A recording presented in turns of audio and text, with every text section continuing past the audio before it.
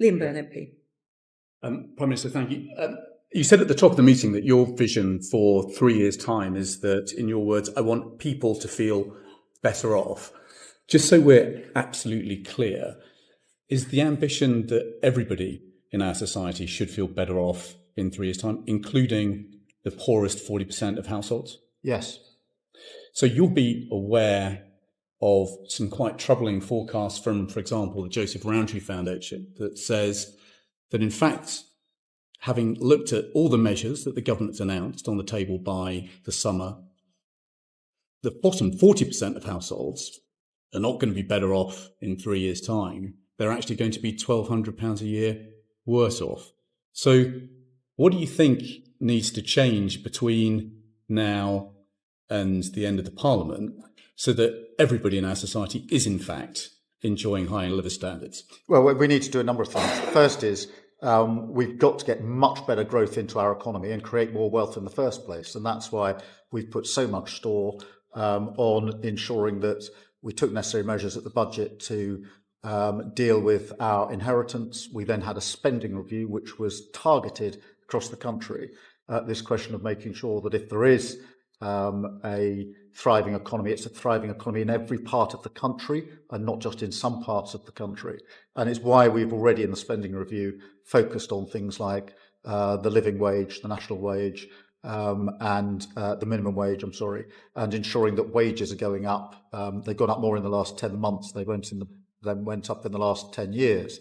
So that's the first part. The second part then is the poverty strategy that has to ensure that this is across the whole of society and every location, because in addition, as you all know, to the growth figures, we've had inequality variances across the country, place by place, and we have to have a laser focus on that, because whilst we want more wealth creation and the economy to thrive, and we do and we will, we can't have that as London and the South East and redistribution as a sort of one-word answer for the rest of the country. To my mind, that is fundamentally wrong.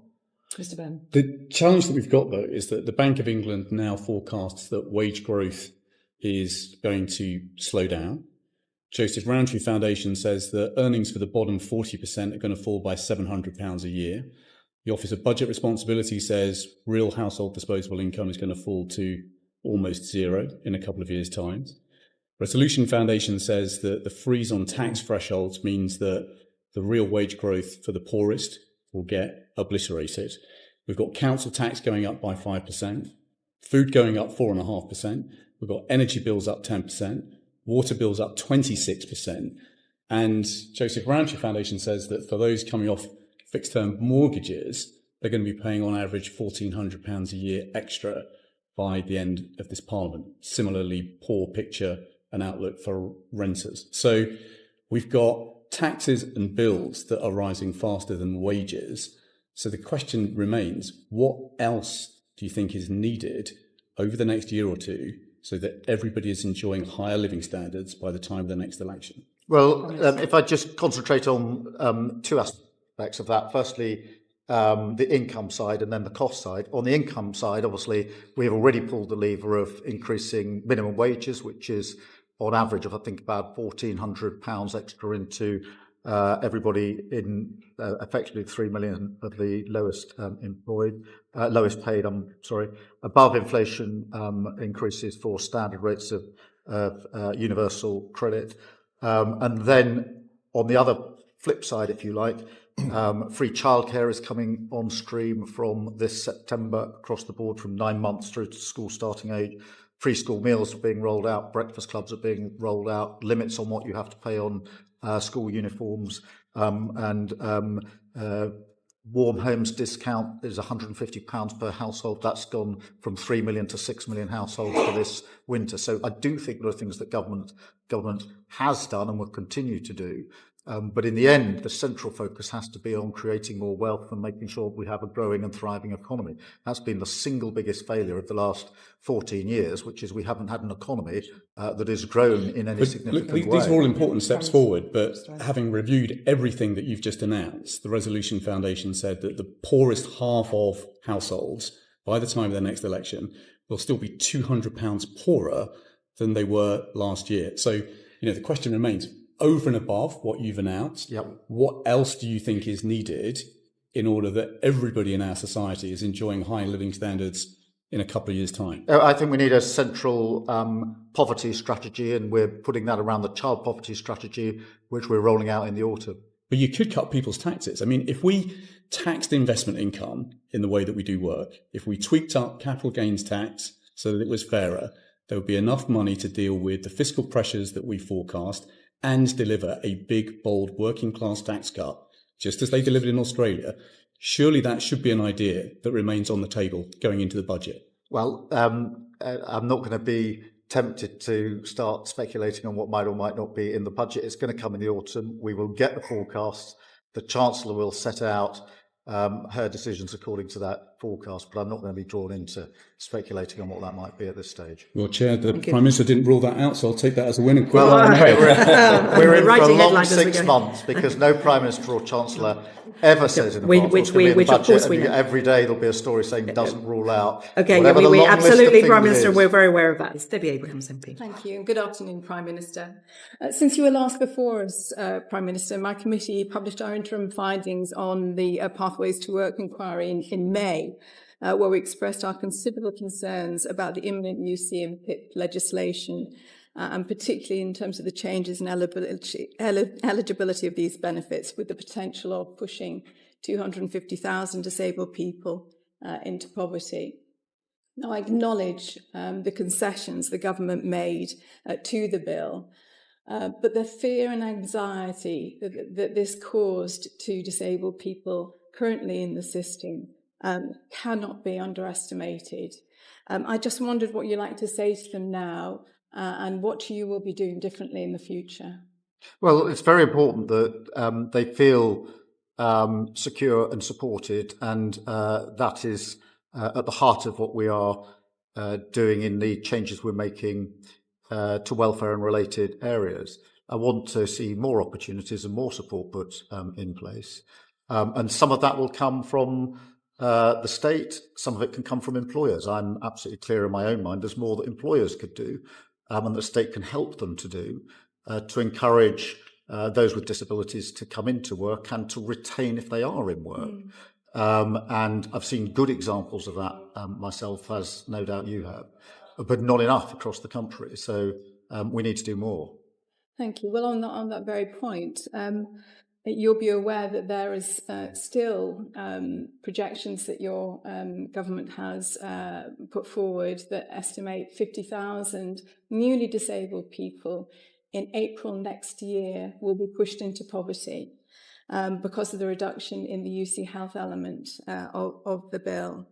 Now, you mentioned about getting more disabled people into work. Charlie Mayfield, who, as you know, is doing the Keep Living Working review, not to be published until later this autumn, Prime Minister, has said it will take several years before the labour market changes in order to allow more people to be employed, disabled people to be employed, but also to retain disabled people. So my question to you is, several years, 8 months, what are we going to do to mitigate against the potential pushing of another 50,000 people, disabled people, newly disabled people, and their families into poverty? Well, I think the Mayfield report is coming in the autumn with the final recommendation. So we obviously need to look at that piece of work, and that is focused, as you know, on what employers can do. I don't accept that everything is going to take years. Some changes do take years, but not all changes take years. And we have to do work in the interim to give that support to those with disabilities. What specifically had you in mind, given that we've had a disability employment gap for, well over 10 years? Well, I think there's a lot of work can be done with employers to encourage them to take on and to retain. That doesn't need primary legislation. I've seen pilot examples of it across the country, which I'd like to see many more of, that have been very, very successful. So yes, I accept that, if you want to pass legislation, it'll probably take some time. I don't accept that every change that is needed, some of them that I've seen for myself have been quite effective, don't need legislation at all. And I think we can get on with that as quickly as possible. The Mayfield recommendations will be on with us, obviously, later this autumn. To give an example, Prime Minister, on that. Yes, I'm aware of the Trailblazers examples, and again, these are pilots and tens of thousands, not the hundreds of thousands that will be affected next April. And I'd just like to point out that in my part of the world, there is one job for a disabled person for every 333 disabled people chasing them. Slightly different in the south, where there's a more vibrant local economy. It just seems so punitive in that regard. But ultimately, Prime Minister, I just wanted to go back to my first point about doing things differently. This was poor legislation. It was designed to save money for the Treasury by cutting support to sick and disabled people. It was so far removed from Labour values of fairness and social justice, let alone compassion and common decency. I have to say I felt ashamed. So what are the values that will underpin the government in terms of the policy making going forward so that we avoid the harms, the potential harms and the real harms that people are going to face, disabled people, vulnerable people are going to face? But I think this is a really important Labour value. I think the fact that there are nearly 1 million young people out of work, not earning or learning, is a huge challenge for our country. And none of us should be accepting of a system that operates like that. It is broken. It needs to be mended. All the evidence is that if you're on benefits and out of work at that young age, the likelihood of ever getting into good, well-paid, secure employment goes down, down, down for the rest of your life. 1 in 10 working age people out of work and 3 million locked out for health-related reasons. It is no wonder that almost everybody says the system is broken and it's got to be changed. And I'm glad that we've started the process of change. I'm not going to pretend that we got everything right in recent weeks, but we do need to reform the system, and we should take that on as a Labour argument, in my view. Couldn't agree more. Everybody agrees that reform needs to happen. It is a broken system. But reform does not, you mentioned right at the beginning in your introduction, reform does not mean cuts to household incomes of already struggling households. We must do better, Prime Minister. You mentioned about reducing poverty. This had the potential of actually increasing it. I'll leave it there.